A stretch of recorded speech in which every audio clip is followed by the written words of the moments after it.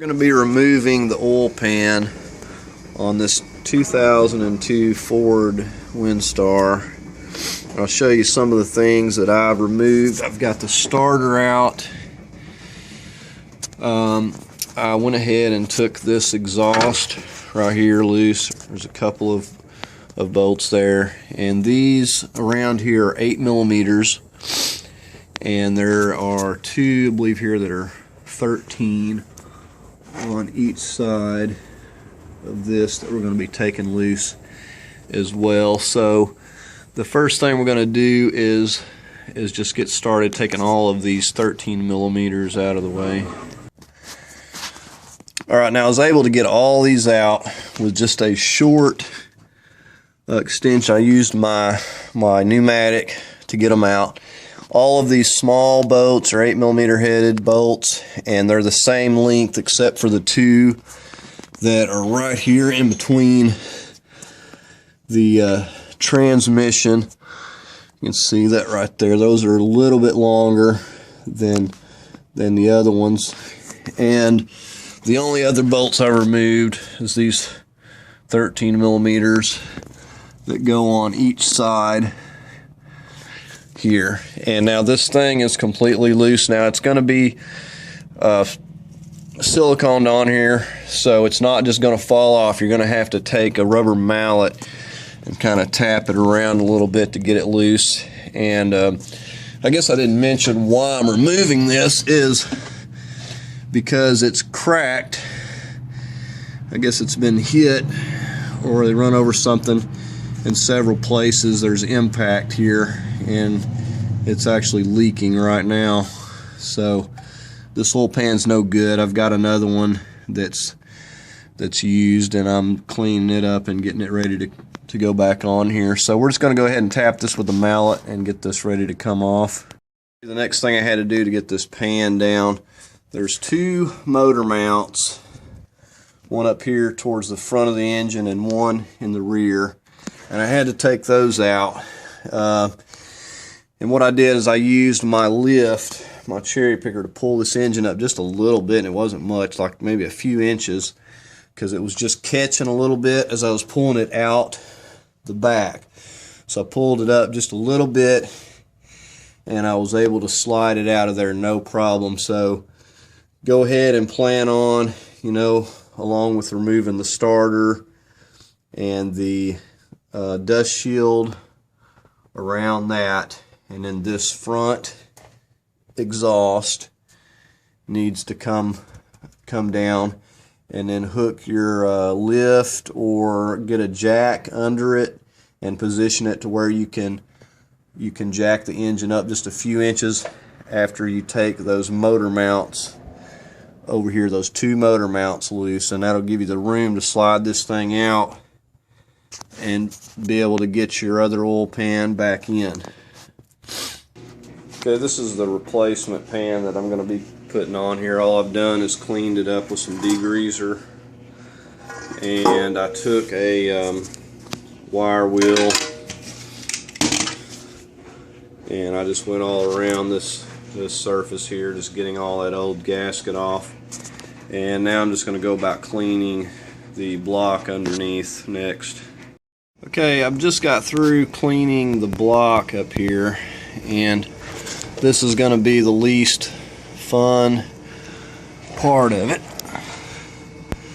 And you got to clean around that little seal real good too and get that ready. Had to move my lift back out of the way. I've got it propped up with some jack stands and stuff right now. I just needed to have the room to get in here, but all I did was took a razor blade, scraped off the excess. It's actually not too bad to get off of the block, and from there I took my little wire wheel brush I was using on my drill, and I just run it by hand across through there, because obviously can't use the drill, be slinging stuff all in the crank, so you got to be a little bit more gentle with it.